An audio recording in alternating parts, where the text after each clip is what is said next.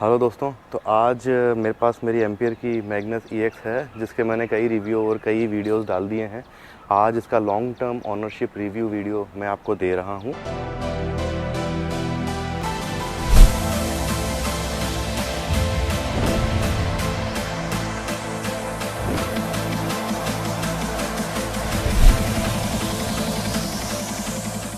और उसके अलावा एक बहुत इम्पॉर्टेंट टेस्ट मैंने किया है, क्योंकि मेरे पास बहुत सारी क्वेरीज़ आ रही थी कि इसका जो स्पीडोमीटर है वो स्पीड सही नहीं दिखाता है।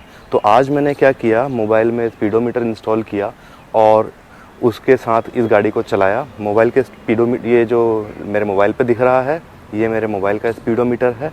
एम्पियर के जो कंसोल में आपको दिख रहा है वो एम्पियर की स्पीड है, जो एम्पियर अपन को बताती है। और उसके अलावा टॉप साइड में कॉर्नर में जो ये स्पीड दिख रही है, ये गोप्रो के GPS की स्पीड है। तो तीनों स्पीड आप देख सकते हैं कि कौन सा डिवाइस कितनी स्पीड बता रहा है। और मेरे हिसाब से जो मेरे मोबाइल की और GPS की स्पीड है वो ऑलमोस्ट सेम आ रही है, लेकिन जो मेरी गाड़ी बता रही है वो स्पीड इससे कम है। मतलब गाड़ी अगर 50 पे 45 पे चल रही है, वो एक्चुअली इतनी तेज़ नहीं चल रही है। तो इसकी टॉप स्पीड शायद ये गलत बता रही है, और कोई तरीका अगर मेरे को मिलता है तो मैं उससे भी टेस्ट कर लूँगा। लेकिन फ़िलहाल मेरे पास जो डिवाइसेस की अवेलेबिलिटी है उसके हिसाब से जो स्पीड आ रही है वो स्पीड आपकी स्क्रीन पर है। तो चलिए शुरू करते हैं अब इसका long term ownership review.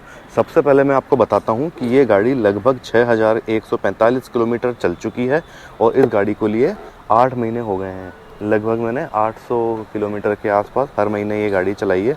Mostly मैं इसको सेकंड मोड पे ही रखता हूँ, कभी कभी मन करता है तो फर्स्ट मोड पे करता हूँ, स्पेशली तब जब मेरे पास बहुत कम बैटरी रह जाती है। एक बार इसकी बैटरी चेंज हो चुकी है, क्योंकि वारंटी में थी और चेंज हो गई थी। चेंज होने में लगभग 20 दिन से 1 महीने का टाइम लगा था, और उतने टाइम में मेरे को कंपनी ने दूसरी बैटरी दे दी थी। पर दूसरी बैटरी जो आई है उससे मुझे लग रहा है कि क्योंकि वो नई बैटरी थी, एक बार चार्ज करने पर ये गाड़ी अभी भी मेरे को लगभग 75-80 की ही रेंज दे रही है। एक बार इसका एक्सीडेंट भी हो गया था, वो मैं आपको दिखाता हूँ आगे आके। यहाँ देखिए कि जहाँ पर एक बार एक्सीडेंट हो गया था तो ये टूट गया था। इसकी क्वालिटी काफ़ी अच्छी है, तो क्वालिटी के मामले में ये गाड़ी बहुत सही लगती है मेरे को। कुछ भी लूज़ नहीं हुआ है इसका, छोटा मोटा जो लूज़ होता रहता है वो मैं इसमें ठीक कराता रहता हूँ। और डिटेल लेने के लिए मेरे पास शुभम है, जो कि ज़्यादातर इस गाड़ी को चलाता है, तो बाकी बातें उससे पूछते हैं। तो शुभम जी, आप बताइए कि क्या फीडबैक रहा।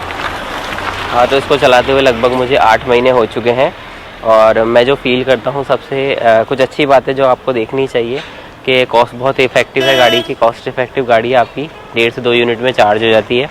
और दूसरी अच्छी चीज़ है कि इसमें मीटर दे रखा है बैटरी का, जो कि आपको हमेशा बताता है कि आपको कितना ध्यान रखना है, कि आपको कहाँ जाना है। तो आप उस हिसाब से जब आप थोड़ा चलाते हैं तो आपको पता चल जाता है कि अब ये इतनी बैटरी में कितना आगे तक जा सकती है। दूसरी चीज़ जो मुझे इसमें ख़राब लगी वो ये है कि जब हम इसमें इंडिकेटर जलाएंगे या फिर हॉर्न देंगे तो ये बहुत दूर है बटन। अगर आप जनरली आप ऐसे हैंड पकड़ेंगे तो ये बटन बहुत दूर है, आपको अलग से उसको लिए बटन हॉर्न दबाना पड़ता है, या इंडिकेटर देने के लिए अलग से बहुत आगे उंगली करनी पड़ती है। तो उस पर गाड़ी का आपका कंट्रोल थोड़ा सा कम हो जाता है। तो बिना देखे कर भी नहीं पाते। हाँ, उसके लिए आपको गाड़ी को देखना पड़ता है। अगर इसको मैं यूँ पकड़ूँ तो मेरा अंगूठा नहीं जा रहा है ना, तो मेरे को यूँ करके इन बटन को जाना पड़ता है। हाँ, ये एक दिक्कत है। और उसके अलावा क्या लग रहा है आपको? दूसरी चीज़, इसके साथ जो सीट देखेंगे आप, तो सीट बहुत बड़ी है इसकी। ये बहुत अच्छी चीज़ है इसकी सीट बड़ी है। ये सीट तो मैंने अलग से लगवाई है, बाकी ये सीट कवर मैंने लगवाया है। बाकी इसके साथ जो सीट आती है वो बहुत अच्छी है। ये भी आपके एज ए सीट में ही काम करता है। जब कोई लेडीज़ पीछे बैठी होती है तब ये एक्स्ट्रा ग्रिप देता है, एक्स्ट्रा आपको सीट का कंफर्ट मिलता है। दूसरी अच्छी चीज़ जो मुझे इसमें लगी है, इसका ऑन ऑफ, ये ऑन ऑफ भी है। हालांकि इसका जो लॉक है वो ज़रूर टूट के गिर गया है, बट चाबी जो है उसका सही प्रॉपर काम कर रही है। ऑन ऑफ एक जस्ट लाइक आपका पेट्रोल 2 व्हीलर होता है, वैसे ही ये है कि अगर लोग ज़्यादा बैठेंगे गाड़ी पे तो हाँ, ऑब्वियस सी बात है, एवरेज थोड़ी कम आती है। और अगर आप ज़्यादा स्पीड में चलाएंगे तो एवरेज कम हो जाएगा। लेकिन जब आप इसको रेगुलर चलाते हैं तब आपको आइडिया हो जाता है कि आपको कितनी बैटरी है गाड़ी में और आपको कितना दूर तक जाना है। दूसरी अगर अच्छी बात देखें तो इसका जो आगे की स्पेस है ये बहुत अच्छा है। इसमें आप इवन आराम से अगर आप गेहूं के बोरे भी लेके आ रहे हो तो वो भी आप रख के ला सकते हैं।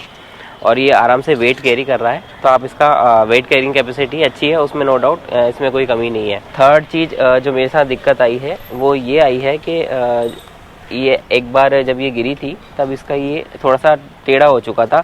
सर्विस सेंटर पे भी गया बट वो सर्विस में जो बंदे होते हैं वो एक्चुअल में इसको सही से सेट नहीं कर पाए।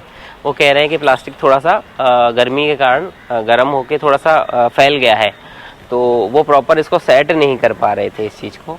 बट हाँ, लेकिन इससे कोई इशू अलग से मुझे आ नहीं रहा, बस हाँ थोड़ा सा दिखने में अजीब लग रहा था। बट हाँ एकदम कुछ हिल नहीं रहा है, प्रॉपर उन्होंने फिक्स तो कर दिया है, बट हाँ थोड़ा सा लुकिंग का फ़र्क आता है। और सेकंड अगर अपन इस चीज़ पे जाते हैं कि गाड़ी ओवरऑल परफॉर्मेंस कैसी दे रही है, तो हाँ बिल्कुल परफॉर्मेंस वाइज हाँ मैं सेटिस्फाई रहूँगा इस चीज़ से, क्योंकि इस कीमत में आपको ये रेंज देने वाली गाड़ी बहुत कम है मार्केट में। और सबसे अच्छी चीज़ है कि इसमें जलने वलने की कोई शिकायत आई नहीं है, जैसा कि हमने आपको अपने पुराने वीडियो में भी बताया है। एक और बहुत अच्छी चीज़ है जो इस गाड़ी में है, इसका मोबाइल चार्जर, जो कि आपको इस पॉइंट पे यहाँ अंदर देखने को मिलता है। यहाँ पे इसका मोबाइल चार्जर है और जो कि बहुत फास्ट चार्ज करता है मेरे OnePlus को।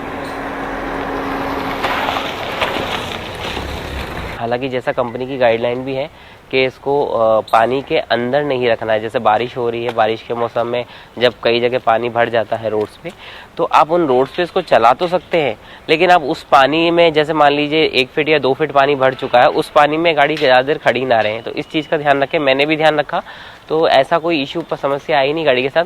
हाँ लेकिन रोड पे पानी भरा हुआ है आधा 1 फीट और उसके अंदर से आप लेके जा रहे हैं तो आप लेके जा सकते हैं, उसमें आपको कहीं कोई तकलीफ नहीं आएगी। और एक और चीज़ है दोस्तों कि ये गाड़ी जब आप ज़्यादा ऊंची नीची या ऊबड़ खाबड़ रोड पे चलाते हैं तो गाड़ी वॉवल करती है। तो जब भी आपकी गाड़ी वॉवल करने लगे या थोड़ा सा भी मिसबैलेंस आपको महसूस होने लगे कि इसका अलाइनमेंट उतना अच्छा नहीं आ रहा है, तब आप इसको कंपनी ले जाएं और कंपनी में जाके इसको चेक कराएं। जनरली होता क्या है कि इसके यहाँ पर एक बोल्ट होता है जो कि ढीला हो जाता है। वो इन 8 महीनों में 2 बार मेरी गाड़ी का ढीला हुआ था, जो कि मैंने कंपनी जाके उसको टाइट करवाया।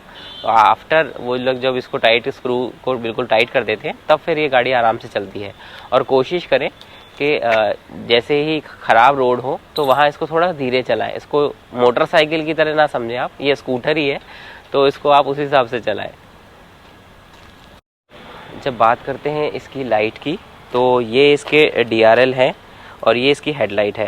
Comparatively to any petrol vehicle, हाँ इसकी लाइट थोड़ी सी लाइट में ये लैग करता है कि इसकी लाइट थोड़ी कमज़ोर लगती है।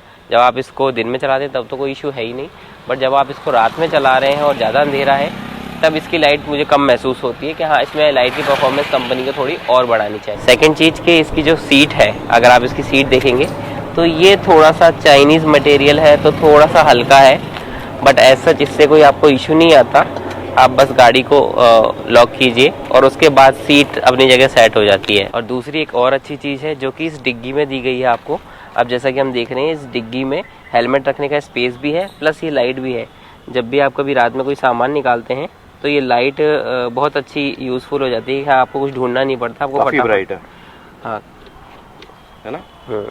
हाँ, तो ये लाइट काफ़ी जो डिग्गी में जो लाइट है वो काफ़ी ब्राइट है, तो वो आपको कहीं ना कहीं बहुत अच्छा प्रॉफिट दे जाता है। तो ये था एम्पियर की मैग्नस EX का लॉन्ग टर्म रिव्यू। इसके बाद भी अगर कोई क्वेश्चन आपका बचता है तो आप मेरे से पूछ सकते हैं कमेंट बॉक्स में। मेरे पुराने वीडियोस भी देख सकते हैं इस गाड़ी के बारे में, और भी नई गाड़ियों की वीडियोस बनाना अब मैं शुरू कर रहा हूँ। तो अगर आपके पास कोई क्वेरी हो तो हमें बताइएगा ताकि उस पर वीडियो बनाएं। लाइक, शेयर और सब्सक्राइब कर लीजिएगा ताकि आपको नए नोटिफिकेशन मिलते रहेंगे, नए वीडियोज़ मिलते रहेंगे। Bye bye. तो ये था एम्पियर की मैग्नस ES का लॉन्ग टर्म रिव्यू। अब जल्दी ही मैं कुछ दूसरी गाड़ियाँ भी ले रहा हूँ इलेक्ट्रिक, जिनका रिव्यू मैं डालता रहूँगा। और कोई क्वेश्चन आपका बचा हो तो प्लीज़ मुझे कमेंट बॉक्स में बताइए ताकि मैं उनके भी आंसर कर सकूँ। अगर ज़रूरत होगी तो और वीडियोस बना लूँगा। तब तक के लिए बाय बाय। लाइक, शेयर और सब्सक्राइब कर लेना।